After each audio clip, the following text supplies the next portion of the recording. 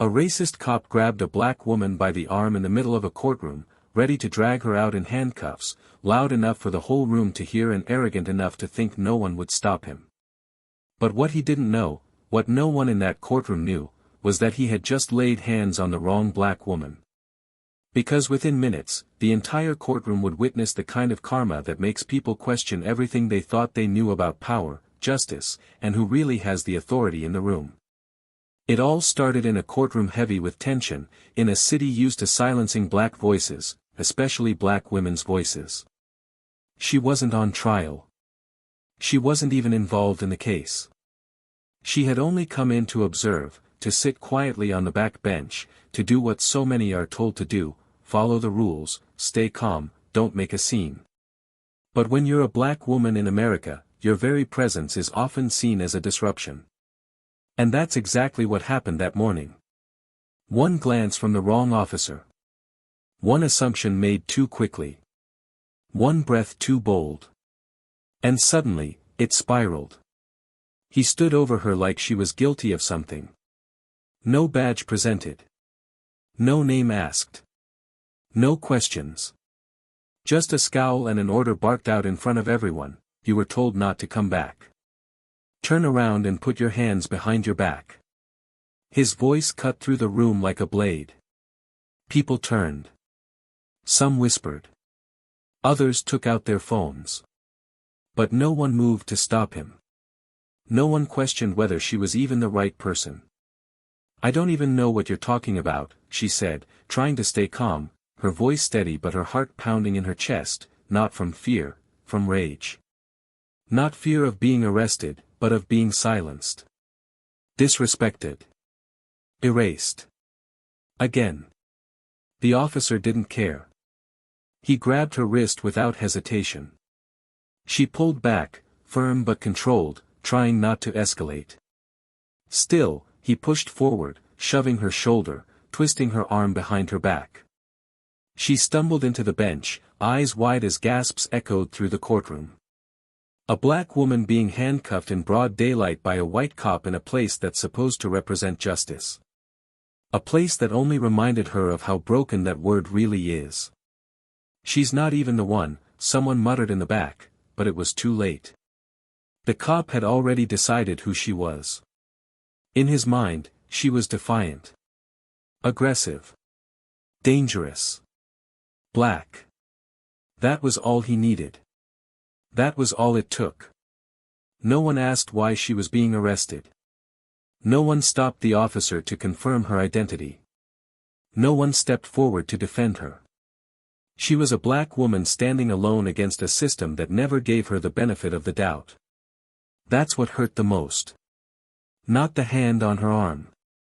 Not the shove into the bench. But the silence. The complicity. The way the room just let it happen. She had done everything right. She had followed protocol, dressed plain, kept her head down. But none of it mattered. Because to that cop, she fit a description that lived only in his prejudice. But here's where everything changes. He thought he was putting her in her place. He thought he was showing everyone who was in control. What he didn't realize was that the woman he had just humiliated in front of dozens of witnesses wasn't there by accident. She wasn't a lost witness. She wasn't a criminal. She wasn't even just another spectator. She was trained. Federal. Authorized. And most of all, she was on duty. She had been sent there to observe. To report. To gather information. But when he grabbed her, he became the information. When he twisted her wrist, he handed her the very thing she needed. Probable cause. Grounds for arrest. Abuse of authority. Misconduct. Assault. And when she finally stood up, brushed off the embarrassment, and reached into her blazer pocket, it wasn't for a phone. It was for a badge. A federal badge. And in that moment, the silence returned to the courtroom, but it was a different kind of silence. It wasn't shock anymore. It was awe. It was confusion. It was fear. Not her fear. His. Because the man who had tried to break her dignity was now about to have his badge revoked in front of the same people who had watched him put his hands on her. And there was no one coming to stop her. No one coming to cover for him. Not this time. And yet, what makes this moment even more powerful isn't the badge, or the arrest, or the stunned looks in the crowd. It's what came next. What she said to him. What she revealed about why she was there. What she had seen. What she had documented. And what that meant for not just him, but for every case he had ever touched. Every young man he had ever arrested. Every woman he had ever disrespected. Every record that would now be reopened because of the mistake he made that day. Because he couldn't tell the difference between a threat and a black woman sitting silently in a courtroom. The truth is, he didn't grab her because he thought she was dangerous. He grabbed her because her presence threatened his control. Because she represented the one thing he couldn't stand to see, power that doesn't need permission. And when he realized that, it was already too late. Now the question that no one in that courtroom can stop asking is this: if he hadn't grabbed her, how many more would he have hurt? And the question you'll be asking until the very end of this story is: what exactly did she reveal that day, and why did it shake the entire city? Keep watching.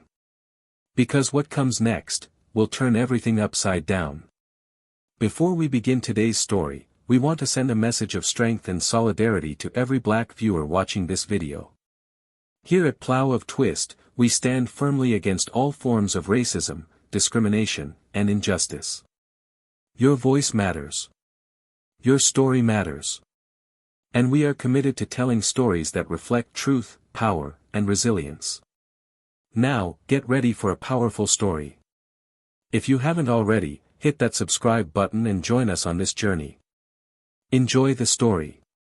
In the heart of Richmond, Virginia, a city with a long, painful memory of injustice and a present still learning how to confront it, a woman named Simone had learned to live with silence.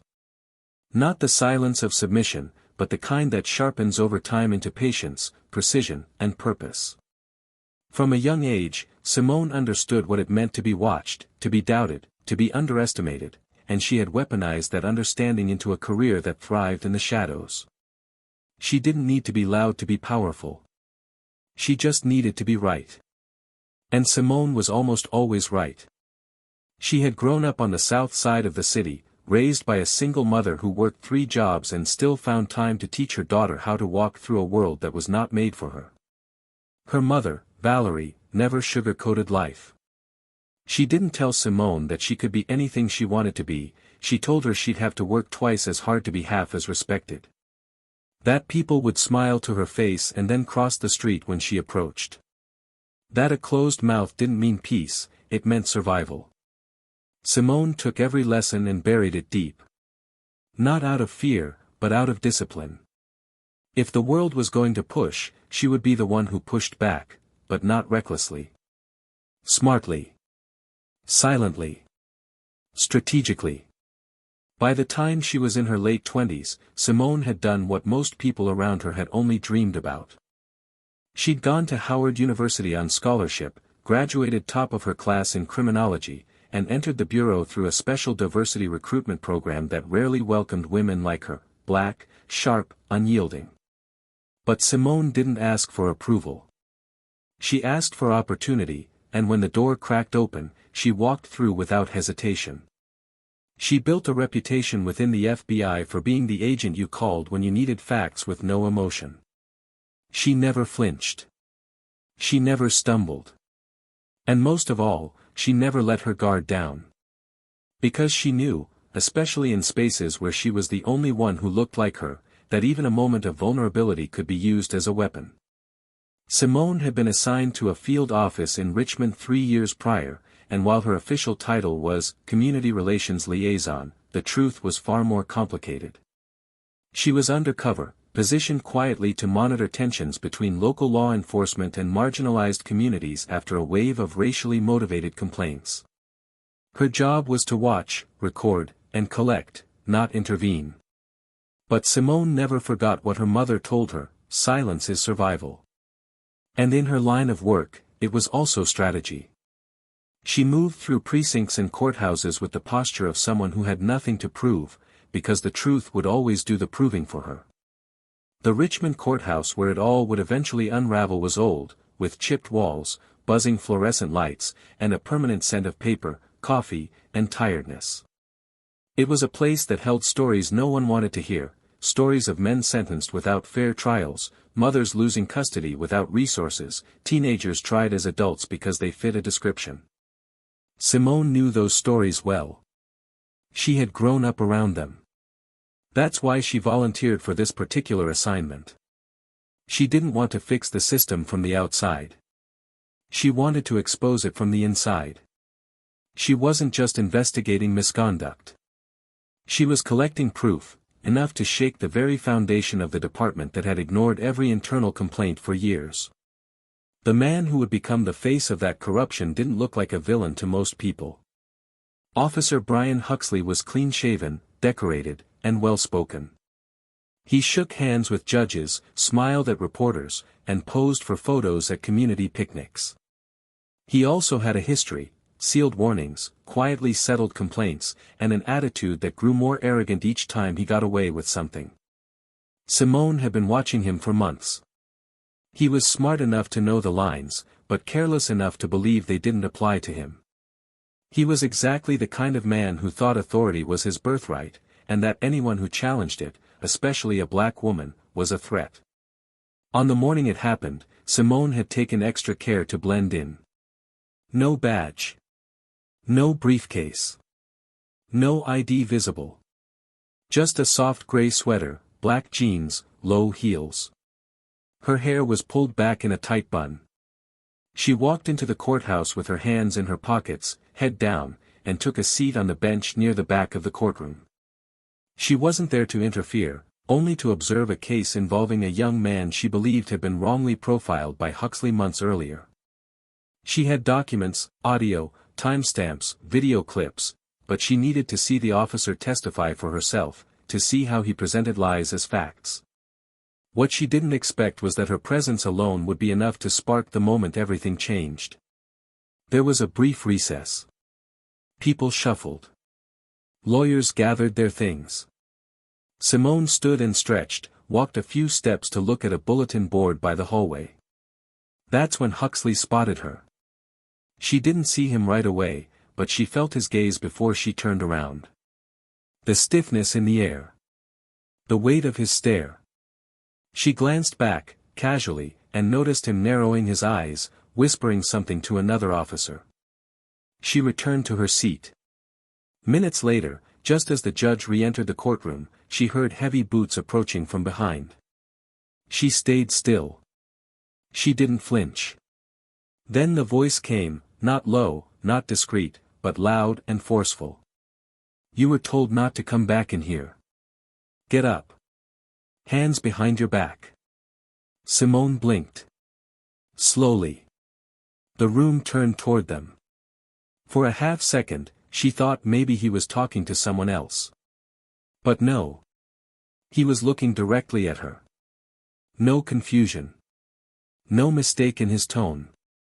Just certainty, the kind of certainty born from entitlement, not truth. She turned her head slightly. I think you have the wrong person, she said calmly, still seated. But it didn't matter. I'm not asking, he snapped, reaching down and grabbing her wrist before she could even finish speaking. Gasps echoed. The courtroom paused. No one moved. No one spoke. She stood, steadying herself against the bench, not fighting but refusing to collapse under his grip. Her jaw tightened. She could feel every pair of eyes on her, every camera phone rising. Her heart didn't race, not yet. Years of training had taught her how to hold composure, even in humiliation. Officer Huxley, are you sure? One of the clerks tried to speak up, but he was cut off with a glare. I know exactly who she is, he barked. She's the witness from the Owens case who skipped court last month. No, Simone said again, her voice still even. I'm not. But it didn't matter what she said. His mind was made. His hand was on her arm. His power was being broadcast to the room, and every second that passed felt like a reminder that justice often belonged to the one who shouted first, not the one who told the truth. She could have ended it right there. Could have reached into her sweater, flashed her badge, shut it all down. But something in her held back. Not because she was afraid, but because something told her to let him go just far enough. Let the cameras roll. Let the silence expose the complicity. Let the witnesses absorb the image of a black woman being pulled from a bench like she was a criminal, while not one person stood to say, wait. That moment, that humiliation, that injustice, that blind certainty, was exactly what she needed to complete the story she'd been building for months. And as the officer tightened his grip and moved to pull her from the room, she breathed in once, closed her eyes for half a second, and thought about all the boys who'd sat in that courtroom before her with no one to defend them. Then she opened her eyes, and something shifted. This wasn't about her anymore. This was about exposing everything they tried to keep hidden. And it was just beginning. The moment Simone felt the pressure of Officer Huxley's grip tightening around her wrist, something cold settled in her chest, not fear, but calculation. The room was still watching, the murmurs just beneath the surface like a held breath. Her jaw locked, not in resistance, but in restraint. She knew the steps. She had seen the playbook unfold in countless courtrooms, in body cam footage, in whispered testimonies from victims too exhausted to speak out. The difference now was that she wasn't gathering stories anymore, she had just become one. And that alone made every second heavier than the last. She didn't resist as he pulled her toward the side hallway, his voice raised not out of necessity, but for performance.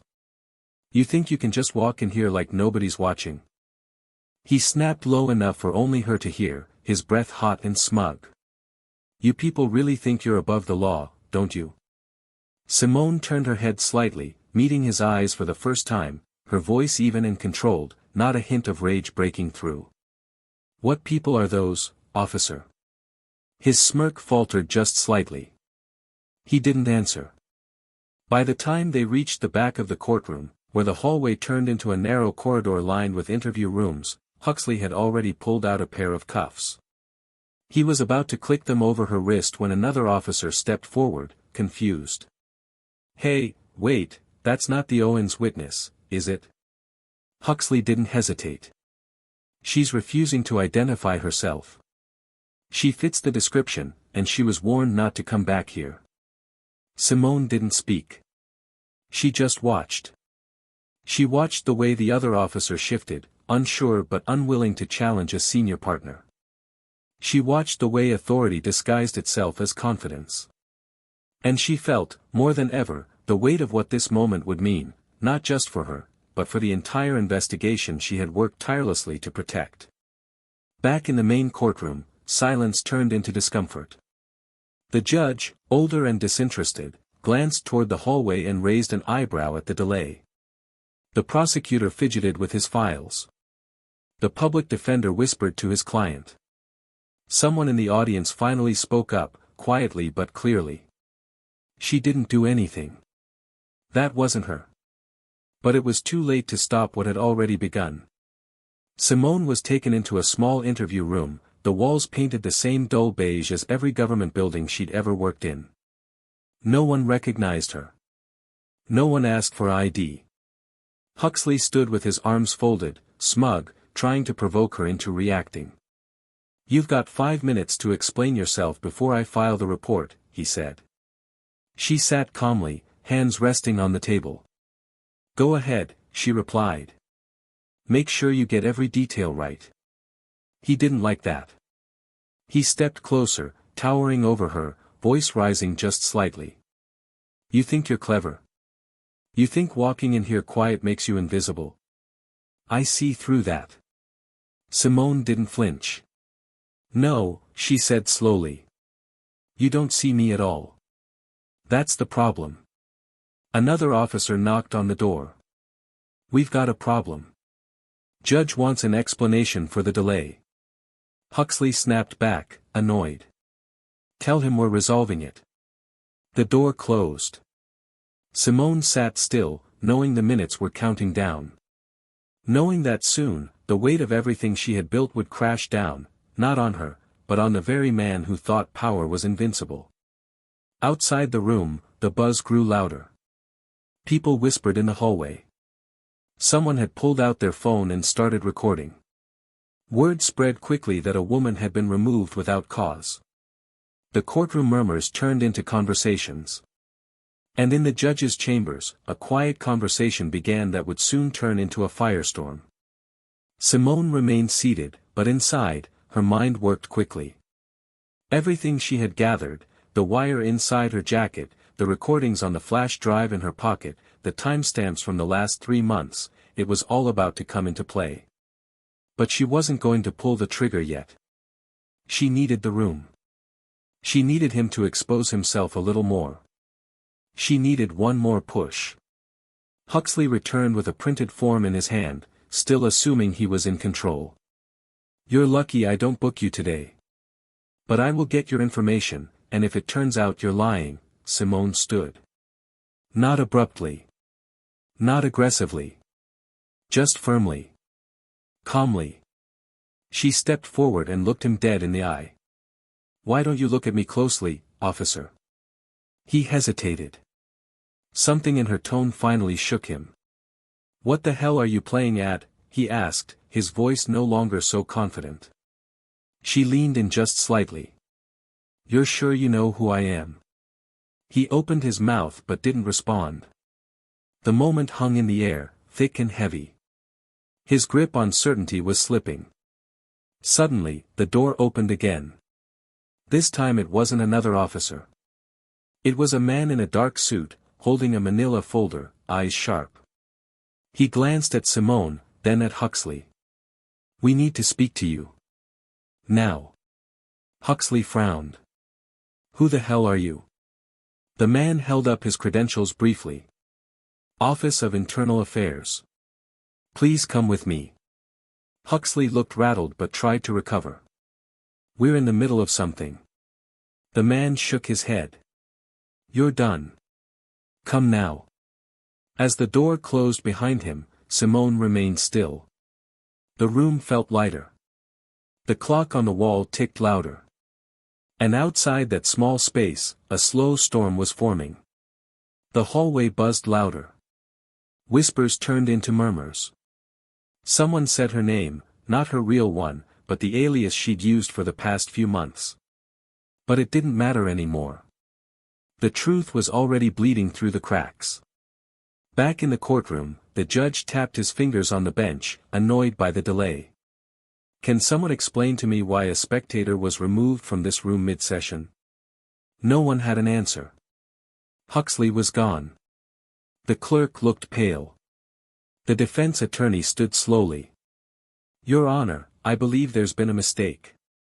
The tension rose like a tide, pulling everyone into it. Simone finally stepped into the back of the courtroom again, not with a badge, not yet, but with presence. Her eyes scanned the room. The same faces that had watched her be pulled out now turned in disbelief. No cuffs. No officers. Just her, walking back in with measured calm. The judge leaned forward. "Is this the woman who was removed?" Silence. Then someone nodded. The public defender stood again, louder this time. "Your Honor, with all due respect, if she was removed without cause, and if her identity was not verified before such action was taken," the judge interrupted. "I've heard enough. Someone get me Officer Huxley." But Huxley wouldn't be returning to that room. Not yet. As Simone stood near the exit, her hands in her jacket pockets, she glanced once more around the room. Something had shifted. The same silence that once held her down was now beginning to tremble. People looked at her differently, not with suspicion, but with curiosity. Not with fear, but with the beginning of something else. She turned slowly and walked down the hall, past reporters, past staff, past clerks who had no idea what they had just witnessed. And she thought about all the moments in her career when she had been forced to sit still while injustice bloomed around her. This time, she was done sitting. The evidence was already in motion. The walls were already cracking. And very soon, not just Huxley, but the entire courtroom, would see the truth. They just didn't know it yet. But they were about to. And when it hit, nothing would ever be the same again. The hallway outside the courtroom had quieted down, but inside the Internal Affairs office 2 floors up, the air had grown thick.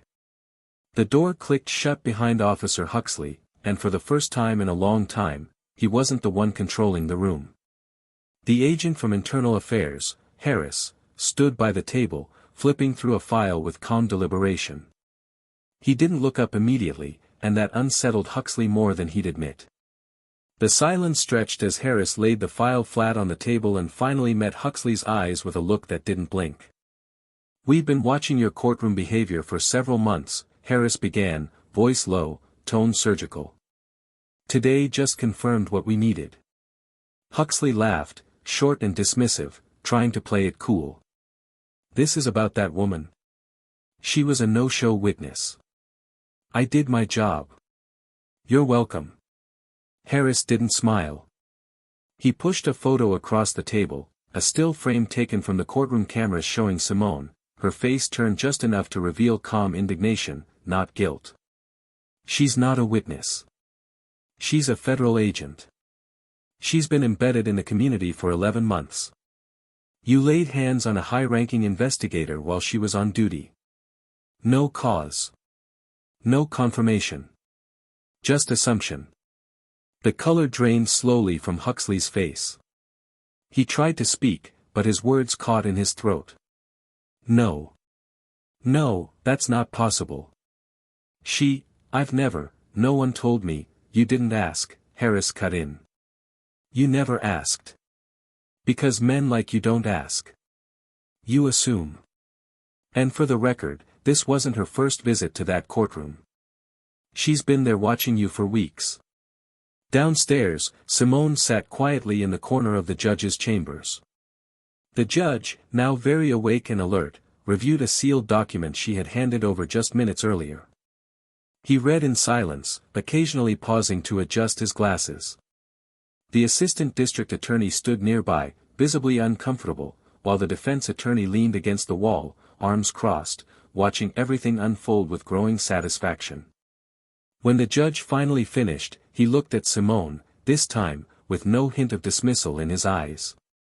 "This file," he started, his voice more careful now, "contains audio, visual, and written documentation of Officer Huxley's misconduct over a sustained period of time." Simone nodded once. "And it includes internal records," she added, showing that several of these incidents were downplayed, altered, or erased entirely from official reports. The ADA took a step forward, his voice cracking slightly. "You're telling us that every case Huxley touched," Simone cut him off, "needs to be reviewed immediately." She paused. "There are men in prison right now because of falsified testimony. Minors charged as adults because of misrepresented evidence. Families broken because of his personal vendettas disguised as law enforcement." The judge leaned back, exhaling. "Why didn't you come to me earlier?" Simone didn't blink. "Because you wouldn't have listened. Not without the show you just saw." That hit. The silence afterward was heavy. No one tried to fill it. Back upstairs, Huxley sat in stunned disbelief as Harris opened another folder, this one thicker. "We recovered over 16 hours of audio," he continued, laying out the sheets slowly. "Conversations you had with other officers. Commentary you made about suspects. Instructions you gave on how to handle certain kinds of people. You didn't know the precinct was being monitored. You didn't know she was wired." "I didn't, I was doing my job," Huxley said, his voice smaller now, almost childlike. "I was keeping order." Harris didn't flinch. "Order doesn't look like fear. It doesn't sound like slurs whispered into radios. It doesn't come with bruises or threats or falsified reports." Huxley stood abruptly, chair scraping hard against the floor. "This is a setup," he snapped. "This is political. She's trying to ruin my career. Your career ruined itself, Harris replied, then nodded toward the hallway. They're waiting for you outside. You know the drill. As Huxley was escorted out of the room, hands trembling, voice muttering fragments of disbelief, Simone remained seated in the judge's chambers. The ADA turned toward her again, his posture more deferential now. Do you plan to release this publicly? He asked. Simone didn't answer right away. Instead, she opened her bag and pulled out a small USB drive. This isn't just about Huxley, she said. This is about the system that protected him. This drive contains internal memos, ignored complaints, whistleblower statements. If it weren't for one of your own assistants slipping me that first file, this would have taken another year. Maybe two. The judge leaned forward. And what do you want from us? Simone looked him straight in the eye. Accountability. Real investigations. Reopened cases. Public acknowledgement. And a press conference. Today. That's a lot to ask, the ADA murmured. No, Simone replied. It's the bare minimum. Minutes later, as the courtroom began to fill again with murmurs and speculation, the side door opened. Simone stepped out first, composed, steady. Behind her, Harris followed, his expression unreadable. The judge returned to the bench, adjusted his robes, and tapped his gavel once. Ladies and gentlemen, he began, his voice echoing louder than before, there has been a serious development related to Officer Brian Huxley, and I am ordering a full recess on all active cases he has been involved in pending further investigation. Gasps. Whispers. A collective shift of breath. Simone didn't speak. She didn't need to. But then the side door opened once more, and Huxley was brought in, not with his chest puffed, not with his badge shining, but in handcuffs, escorted by two internal officers. The room exploded. Phones went up. Reporters rushed forward. The judge banged his gavel again. This is a federal matter now, he declared. Order in the court. Huxley turned to Simone, eyes wide, stunned. You did this to me. She stepped closer, not breaking eye contact. No, she said quietly, just for him. You did this to yourself. I just made sure the world saw it. He blinked, like he was still trying to wake up from a nightmare. You were watching me this whole time. She nodded once. Listening, too. Outside the courthouse, word had already spread. A small group had formed on the steps. Protesters. Reporters. Citizens. Some held signs. Others just watched, waiting for truth to walk out the door. And as Simone stepped outside, the cameras turned toward her. She didn't smile. She didn't wave. She just walked forward, slowly, into the light, her shoulders square, her silence louder than any speech. Inside, chaos. Outside, clarity. But there was still more to come. Because the files weren't all handed over yet. Because the system wasn't done trembling. And because justice, the real kind, doesn't stop with one arrest. And what she was about to reveal, would shake the city even more. The air outside the courthouse was electric, a low hum of disbelief vibrating through the crowd as more people gathered with each passing minute. Simone stood still, not on the steps, not in front of the cameras, but just off to the side, watching everything unfold. She had never craved attention, in fact, she had trained her whole life to avoid it, but now, in the aftermath of Huxley's arrest, attention was unavoidable. The press surged forward, throwing out questions like confetti, their voices colliding in a wave of urgency, but Simone remained silent. She wasn't here to feed a media frenzy. She was here to finish what she started. Back inside, the judge convened a private emergency meeting in chambers with senior court officials, a few high-ranking officers, and Simone. The doors shut with a firm finality. Everyone looked to her now. The same woman who had been dragged out of a courtroom less than 2 hours ago was now seated at the center of the most critical briefing the city had faced in years. The judge's voice was low, but tight with tension as he addressed the room. Agent Simone, you stated that what we've seen today is only part of a broader investigation. We're prepared to listen. All of us. But we need to understand the full extent. Simone placed a folder on the table. Then another. And another. Slowly, deliberately. These documents, she began, detail over 18 months of surveillance, interviews, and evidence collected from within your police department, primarily focused on Officer Brian Huxley but extending beyond him. She didn't pause for effect. She simply let the truth settle. We've documented systemic misconduct. Racial profiling disguised as routine stops. Tampering with evidence. Targeted intimidation of black residents, especially youth. Coordinated silence from internal leadership. And falsified reports directly connected to courtroom proceedings, including some presided over in this very room. Gasps were muffled.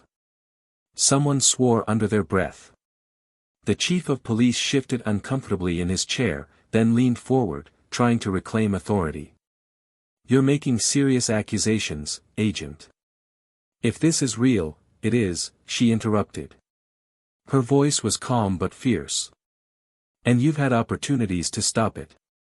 There are internal complaints that were never escalated. Officers who tried to speak up and were either reassigned or forced out. And there's audio, a lot of it, of conversations where certain individuals, including Huxley, joked about how easy it was to manipulate courtroom narratives as long as the defendant didn't look too clean. The ADA, visibly pale, looked at the judge. If this comes out, we're looking at a flood of appeals. Entire dockets compromised. This could bankrupt the city. Simone finally stood, her voice rising just slightly. You think the threat is exposure? No. The threat is what you let grow behind closed doors because it was easier than confronting your own reflection. She looked around the room, letting her gaze meet each of theirs, one by one. The community didn't lose trust in the system. The system forfeited that trust. My job was to collect the truth. What you do with it now determines whether that trust can ever be rebuilt. A long silence followed. The judge cleared his throat, trying to steady the room. What are your immediate recommendations? Simone didn't sit back down. All of Huxley's cases need to be reopened. Every single one. You need a third-party task force to audit internal affairs. You need immediate suspension of officers named in these recordings pending investigation. And you need to make this public. Today. Not next week. Not when it's politically convenient. Now. The chief started to protest again, but the judge held up a hand. She's right. If we delay, it looks like we're protecting him. We make it worse. The decision didn't come with applause. No handshakes. Just a room full of powerful men and women realizing they had been walking on a floor that had already collapsed underneath them. And Simone, unmoved, watched their reckoning begin. Later that afternoon, a press conference was called. It wasn't polished or staged. There was no ribbon-cutting smile, no warm introductions. The judge spoke first, followed by the chief, who now looked 10 years older than he had that morning. And then they brought Simone to the microphone. She took a breath, looked out over the sea of cameras and faces, and let the silence linger before she began. I was sent here to investigate systemic misconduct. What I found wasn't a few bad apples. It was a culture protected by silence and powered by fear. Today, that silence ends. She didn't detail every file, every tape, every statistic. Instead, she told a story.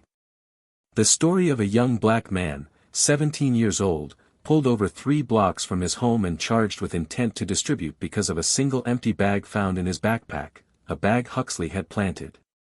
She spoke about the boy's mother, who had mortgaged her home to hire an attorney and still lost. She spoke about the late-night interviews, the whispered confessions from officers too scared to speak openly. She told the story not to shock, but to humanize. And as she did, the air shifted. Because behind every number, behind every case file, was a life. In the crowd, people cried. Some clutched their chests. Others just stood frozen, listening. For the first time, the truth was louder than the lie. When the conference ended, reporters swarmed, but Simone walked straight through them. She didn't need their validation. She didn't need their headlines. Her work wasn't finished. Back inside, as staff scrambled to organize files and schedule emergency reviews, Simone returned to the courtroom where it had all begun. The benches were empty now. The lights dimmed. She sat in the same place where she had been wrongly accused, her fingers grazing the edge of the wooden bench. A woman approached quietly, the same public defender from earlier, now with tears in her eyes. "I didn't know," she said softly. "I didn't know it was you. I should have said something. I should have stopped him." Simone looked at her, the weight in her eyes both tired and steady. "You weren't the only one who stayed silent. You just have to make sure you're not silent tomorrow." Outside, people had started chanting. Not angry. Hopeful. Determined. Signs were raised with names written in black ink, names of those failed by the very room Simone now sat in. And slowly, she rose and stepped back outside, walking toward the sound, toward the people, toward the community that had been waiting far too long for someone to speak. The story wasn't over. There were still hearings to attend, policies to rewrite, records to restore. But for the first time, the lie had cracked in public. And that crack, deep and undeniable, would never close again. And yet, even as she stood in the light of vindication, there was one final revelation she had not yet shared. One file still unopened. One name not yet spoken. Because Huxley was never acting alone. And what Simone was about to expose next, would burn even brighter. The wave didn't crash all at once, it came in ripples, unsettling everything that had once felt fixed and untouchable. In the days that followed the press conference, Richmond felt like a city holding its breath. Public reactions ranged from relief to outrage to stunned silence. For those who had been carrying the weight of quiet injustice for years, there was finally acknowledgement. For those who had profited from the silence, or chosen to look the other way, the reckoning was uncomfortable and unrelenting. Protests swelled in front of precincts and courthouses, not in chaos but in clarity. This wasn't about anger anymore, it was about truth, and truth didn't whisper. It demanded to be heard. Inside the halls of justice, the aftermath of the exposure moved like a wildfire through paper trails and digital records. Dozens of cases involving Officer Huxley were paused, re-examined, or overturned. Men and women who had once been sentenced with shaky evidence were contacted. Some cried. Some screamed. Some didn't know what to say at all. One mother fainted when she learned her son's sentence was being vacated. Another sat silently on the phone, repeating the word "what," as if the truth was too heavy to land in her chest all at once. For every headline announcing a reopened case, there was a family somewhere trying to process how much of their life had been stolen by a lie. Simone didn't return to the field right away. She remained in Richmond, not because she had to, but because it didn't feel finished. Every morning, she walked into the temporary task force office now stationed in the courthouse annex, overseeing the cascade of revelations with a measured, almost haunted precision. She didn't relish any of it. This wasn't victory, it was vindication layered in grief. Because behind every revelation was a reminder of what had been lost, and how easily it could have been prevented if someone, anyone, had spoken sooner. The city was learning that justice, when delayed, doesn't return what was taken, it only reminds you of how long you had to live without it. Then came the file. The one she had hesitated to open publicly. The one labeled Tier 2, Internal Collaborators.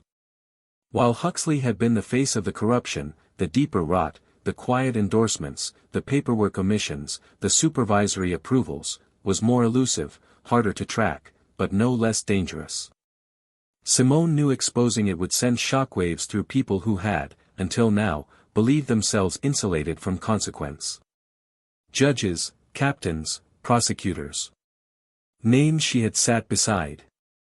Names who had shaken her hand, smiled at her, called her ma'am in the hallways. Names who had vouched for Huxley in closed-door meetings. And among those names was a dilemma she wasn't ready for, the assistant district attorney, Thomas Reed. A man who had, to the public, always championed reform and transparency. Who had, at times, clashed with Huxley in court over questionable reports. A man who had once told Simone, during an elevator ride months before, that change would only come if people stopped protecting the wrong kinds of power. But buried deep in the audio logs was a clipped conversation. Reed's voice. Low, cautious. Speaking not to Huxley, but to another officer under review. We don't have enough to bring it forward yet. Just bury it under the Owens case. No one's going to dig there. Simone had listened to it 6 times, each repetition dulling none of its weight. Reed had known. Maybe not everything, but enough.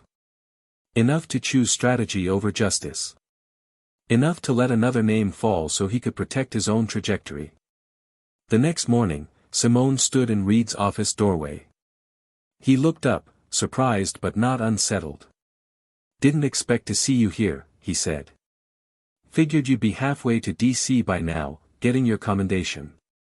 She stepped inside, closed the door. I found something, she said flatly.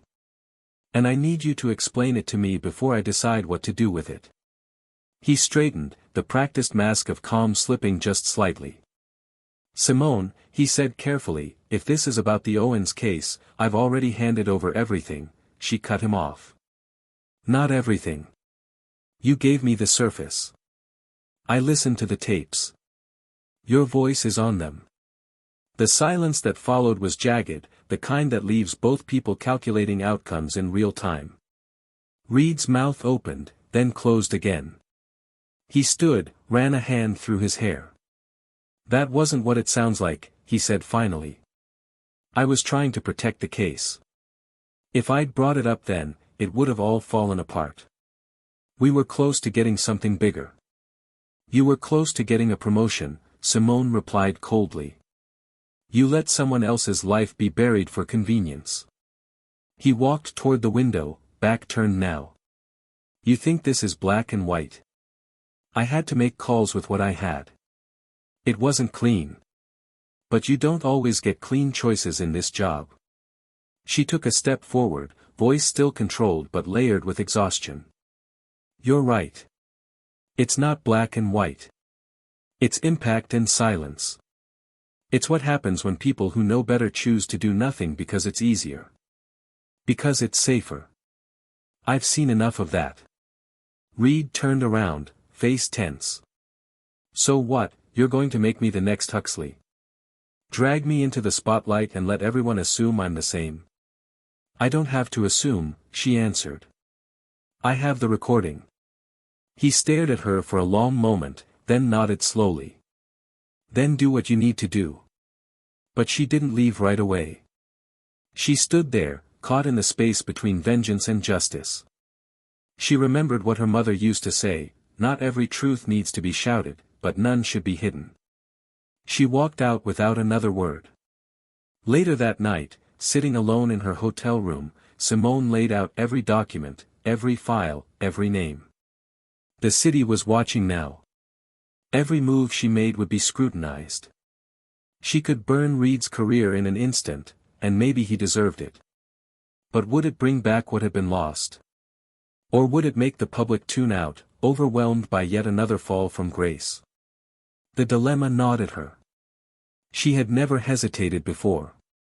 But now, with the power in her hands, she realized that justice wasn't just about exposure, it was about intention.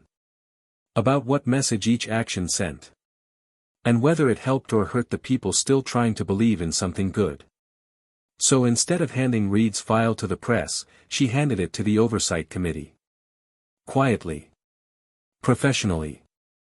Without spectacle.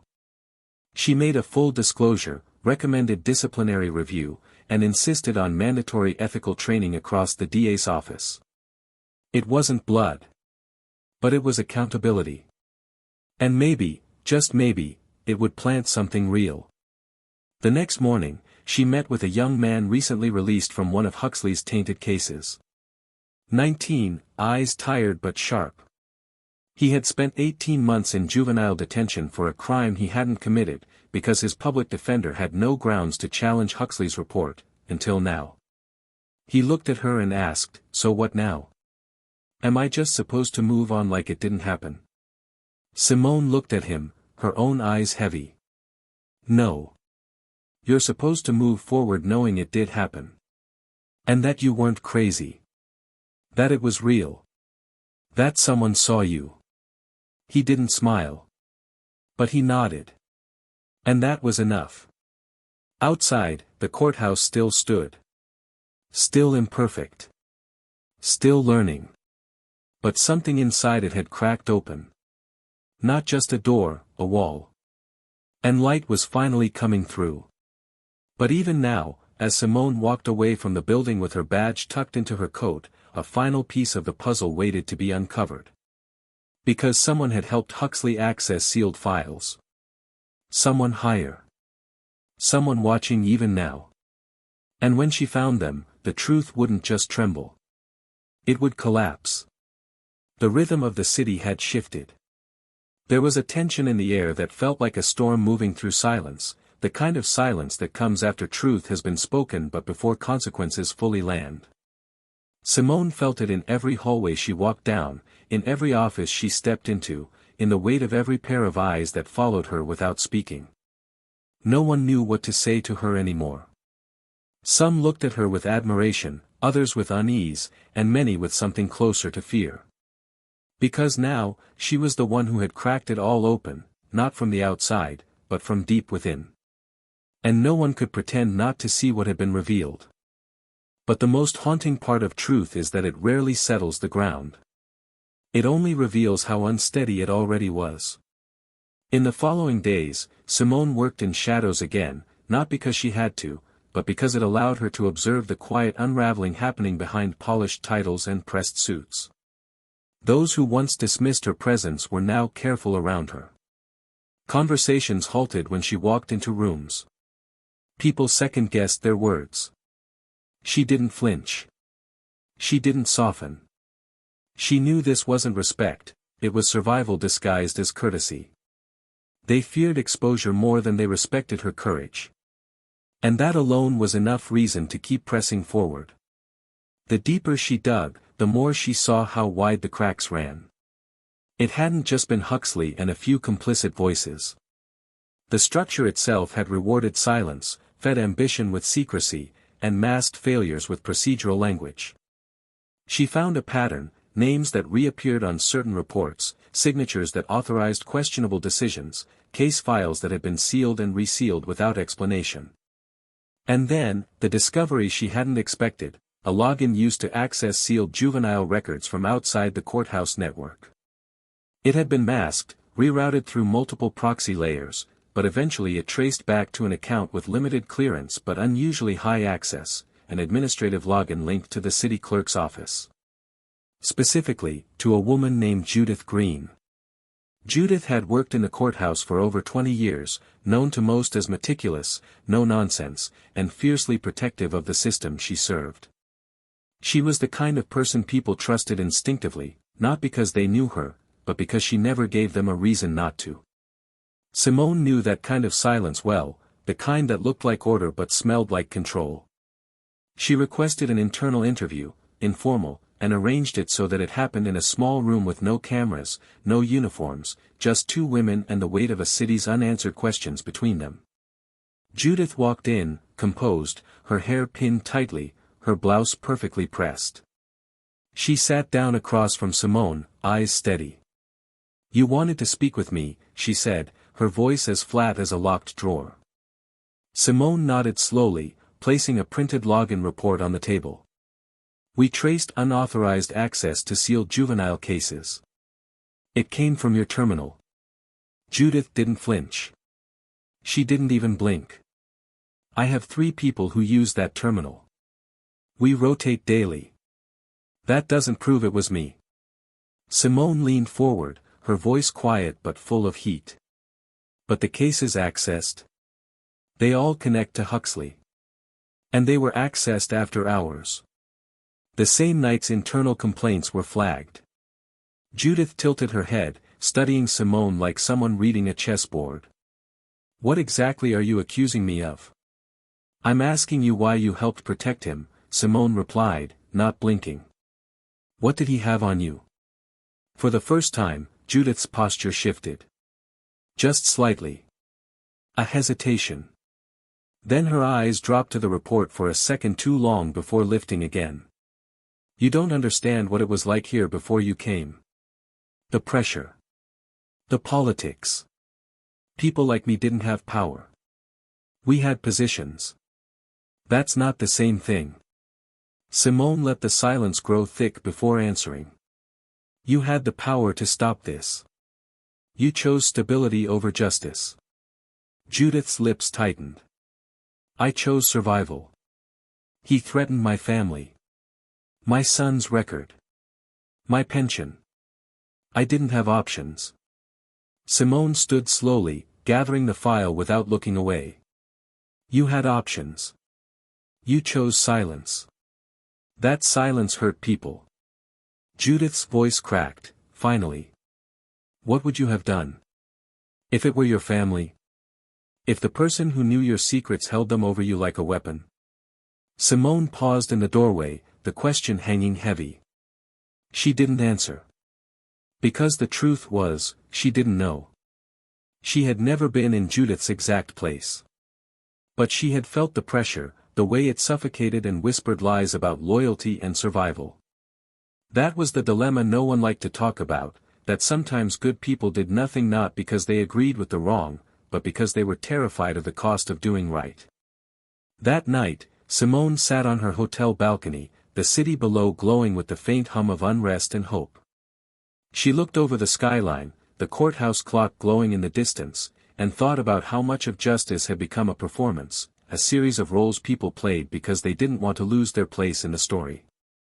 She thought about Huxley, now sitting in a cell, waiting for arraignment. About Reed, under disciplinary review. About Judith, whose silence had turned into tears behind a locked door. And she thought about all the unnamed victims still waiting for someone to say their names with truth. Her phone buzzed, a message from Internal Affairs. Another officer had come forward, anonymously, with a recording. It implicated a sitting judge in evidence tampering. The rabbit hole wasn't closing. It was widening. The next morning, Simone met with the task force director. He was exhausted, voice hoarse, but his eyes were clear. We need you to stay on this, he said. You've got the trust we don't. Simone hesitated. It's not about trust. It's about accountability. Trust comes after. He nodded. Either way, they're listening now. And they're scared. Simone exhaled slowly. Good. Let them be scared. It means they're paying attention. Later that day, she returned to the juvenile center where one of the overturned cases had originated. The same hallway. The same receptionist. But the room felt different now. A young man, no older than 17, waited nervously in a chair. He had been cleared but hadn't walked out yet. Simone sat beside him, letting the silence grow comfortable before she spoke. They told me you were the one who got him locked up, he said suddenly. They said you were FBI, watching all of us. She nodded. I was watching. But not you. I was watching who was watching you. He looked at her, unsure, searching her face for any hint of betrayal or motive. So what now? They say I can go home. But what the hell do I do with everything I missed? Simone's voice was low, almost tender. You remember it. And then you build something new that no one can take from you again. He stared ahead, quiet, then nodded. I'll try. As Simone stood to leave, he asked one last question. Do you think they'll really change? She turned in the doorway, her voice firm. They already are. Because you're not invisible anymore. The door shut behind her, and she walked back out into the city, her coat catching the wind. It wasn't over. There were still names buried in files, still layers of protection that needed to be stripped away. But the silence had cracked. And beneath it, voices were rising. What came next would not be clean or simple. It would demand courage from those who had been quiet too long. It would test alliances, unravel old friendships, force people to choose between safety and truth. But the foundations had shifted. And once truth has room to breathe, it spreads. Relentlessly. And now, more than ever, Simone knew, they weren't just watching her. They were listening. The cold weight of truth lingered in every corridor Simone walked through that week. The courthouse felt heavier now, not because it was unfamiliar, but because every wall seemed to carry the echo of what had been hidden behind it for so long. And now, with the doors wide open and the shadows exposed, there was nowhere left for the silence to hide. But the deeper she went, the more Simone realized that the aftermath of the truth was more dangerous than the lie itself. Now came the phase where those still clinging to power would either scramble to protect themselves or quietly try to rewrite their involvement in the story. It was no longer just about what had been done. It was about who would pretend they weren't part of it. In the heart of it all, Simone sat across from the Oversight Committee, presenting the next batch of evidence, her voice clear but slightly more fatigued than before. One of the board members, a former civil rights attorney turned bureaucrat, leaned forward and asked her plainly, "How much deeper does this go?" Simone held his gaze without blinking.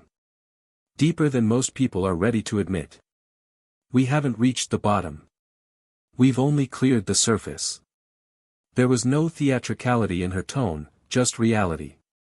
It was the kind of truth that didn't need to be exaggerated. It was already unbearable. After the meeting, she found herself walking alone through the parking lot, the late afternoon sun casting long shadows behind her.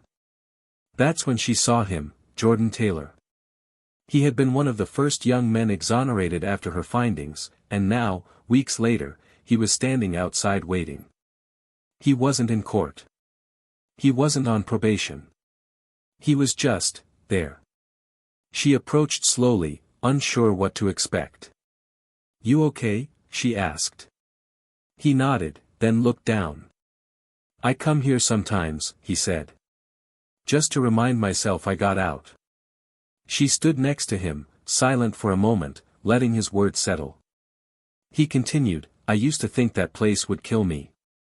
Not the time, not the fights, the feeling of being forgotten. Like I was screaming underwater and nobody even noticed."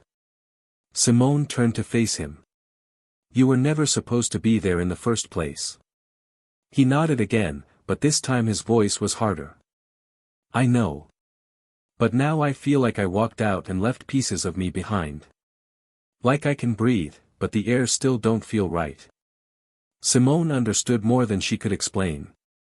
"That doesn't go away quickly. And it shouldn't. But it doesn't mean you're broken. It means you remember." Jordan looked at her, eyes sharp. "Then what do I do with all of it? The rage. The time. The names of people who looked me in the face and lied." "You use it," she said. "You carry it until it becomes something useful. Something real. You tell the truth when they hope you'll stay quiet." He didn't respond for a long time, then finally said, "I want to help. I want to talk to the others who are just getting out. Some of them are more lost than I ever was." Simone felt a swell in her chest that caught her by surprise. "Then do it. Start with one. Then another. Let them see that getting out isn't the end, it's the beginning." As Jordan walked away, his silhouette small against the sprawling stone of the courthouse, Simone felt something new. Not hope, not yet. But maybe, for the first time in years, something close to purpose that wasn't tied to exposure or justice or evidence. Something human. Back inside, Simone was approached by Officer Raymond Salazar, one of the few names cleared in the internal probe, a man whose file had been spotless and whose silence had never been cowardice, but fear born of survival. He stood in the hallway, his badge clipped loosely to his belt, and said, "I need to tell you something. It won't look good for me, but it's time." She nodded and followed him into one of the private debriefing rooms, where he sat heavily across from her. "I knew," he said. "Not everything. But I knew Huxley was dirty. I saw the way he handled young black men. I saw the bruises. I saw the reports that didn't match what I witnessed. But I didn't say anything because every time I came close, I was reminded who ran this building." Simone didn't interrupt. She let the weight of his admission hang in the air. Salazar continued, "The worst day was when a kid named Deshawn got picked up outside the bodega. Huxley said he had drugs in his sock. I checked the kid myself. There was nothing there. But when we got back to the station, suddenly there was a baggie. I wrote my statement and was told to rewrite it. I did. I changed it. I lied. That kid went to juvie for 6 months. I saw his mother cry in the hallway. I've never forgiven myself." Simone's voice was quiet, firm. "Why now?" "Because I watched you walk into this place and do what I couldn't. You made them see it. And I don't want to be another name in a system that says nothing." She studied him for a long moment. Then, softly, "What you just said, it won't erase what happened. But it could help others. Are you willing to testify?" Salazar didn't flinch. "Yes. I'll say everything. Under oath. On camera. Whatever it takes." That evening, Simone met with the DA's office to schedule Salazar's formal statement. The air in the room was different now. The initial resistance had given way to quiet collaboration. Not because they were suddenly brave, but because they no longer had a choice. The public pressure was relentless, and the community's eyes were wide open. No one wanted to be the next name on a list of complicit silence. Later, Simone found herself in front of the mirror in her temporary apartment, looking at her own face, not the agent, not the voice of justice, just herself. She studied the lines beneath her eyes, the tiredness that no amount of sleep could undo. She thought about her mother and the warnings she had whispered late at night when the world felt too loud and too cruel. Don't expect them to understand your strength. They'll mistake it for arrogance. Don't expect them to protect you. They'll be grateful when you fall. And yet here she was, not fallen, not broken. Still standing. Then came the final folder. Left anonymously in her inbox. No note. No origin. Just a thin envelope with 2 documents and a flash drive. Inside were emails between Huxley and a senior court clerk. The emails were time-stamped months before her arrival, referencing a plan to use courtroom witnesses as leverage to manipulate outcomes, including conversations about targeting individuals on the FBI's watch list. Her name was highlighted in one of them. Before she had even started. They had known. They had planned for her. And they had failed. Simone leaned back, holding the flash drive in her palm. The system hadn't just resisted her investigation, it had prepared for it. What she thought was the beginning had been someone else's strategy. The web was wider than she imagined. And yet, even with all that pressure, all that planning, they hadn't stopped her. They couldn't. And now the final question remained, how far did it go? Because she had a name, an email chain, and a new trail to follow. The reckoning wasn't done. Not yet. And those who thought they had survived it, were about to find out what happens when you underestimate the quietest person in the room. The days that followed moved like the final notes of a long, thunderous symphony, powerful, deliberate, and irreversible. Simone stood before the ethics committee with the final flash drive in her hand, the one that confirmed everything. They had known. They had targeted her. Not just Huxley. Not just Reed. But people at levels of the system that were supposed to remain untouched, clerks, judges, supervisors, officials with enough power to turn red flags into archived paperwork. The data revealed emails, timestamps, private conversations. Their mistake had been assuming that because she was quiet, she wouldn't fight back. That because she sat alone, she didn't have an army behind her. They didn't realize that her army wasn't made of people. It was made of facts. It was built from the stories no one else wanted to tell. And now, finally, no one could look away. In a sealed courtroom hearing, Simone presented the final pieces of the puzzle. This wasn't about headlines anymore, this was about closure. And when the verdicts came, they arrived like thunderclaps. Huxley, sentenced to 14 years for misconduct, falsification of records, abuse of authority, and obstruction. Reed, disbarred, removed from office, his career dismantled by the weight of his own decisions. Judith Green, stripped of her position and issued a public apology statement, not to Simone, but to every name her silence had helped disappear. And the judge from the email thread, removed from the bench in a unanimous vote, with dozens of cases under review by a new panel formed to oversee independent audits. But it wasn't about their falls. Not really. What changed the city wasn't just the punishment. It was the acknowledgement. For the first time in years, the system looked at itself and didn't look away. Families were called back into courtrooms not to hear another sentence, but to hear an apology. Young men walked out of juvenile detention with their heads high, escorted by attorneys who once ignored their names. Schools brought in counselors, not cops. The city council allocated funding to community-based prevention, finally listening to voices that had always been drowned out by the promise of more patrol cars and bigger budgets.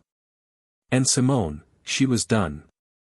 Not defeated, not exhausted. Just, done. She handed in her final report, returned her temporary badge, and packed her files into 2 boxes. She declined interviews, awards, promotions. When her director called to offer her a new position, a higher floor, more power, a full team, she said thank you, but no. That wasn't what she needed now. She hadn't done any of this for power. She had done it for silence. For the silence of every kid who'd sat in a holding cell too scared to speak. For the silence of every mother who was told her son had resisted. For the silence that had lived inside her for years and had finally found its voice. A month later, Simone returned to the community center where Jordan and other exonerated youth had started a program. She walked through the front doors quietly, unnoticed at first. But when Jordan saw her, his face lit up. "She's here," he said, and the room shifted. Some kids looked up, unsure. Others stood. Jordan walked over and handed her a folder. "We're doing weekly workshops now.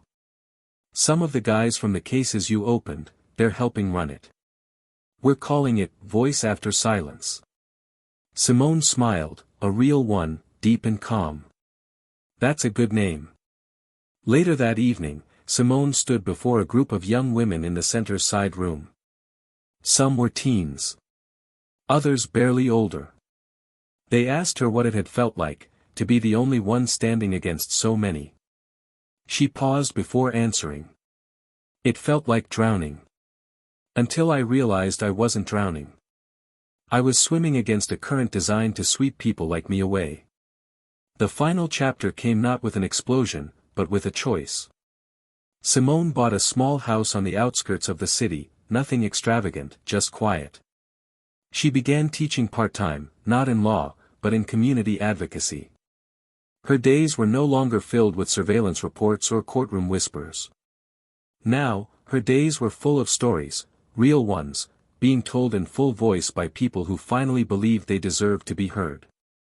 And the last person she visited before closing the door on this chapter of her life, was Judith. The former clerk now volunteering at a nonprofit, away from the system she had once defended. They met on a bench outside, sunlight trickling through the trees. Judith handed her a note, handwritten. "For the days I didn't speak," it read. Simone didn't say anything. She folded the note, placed it in her jacket, and stood. "Use your voice now," she said.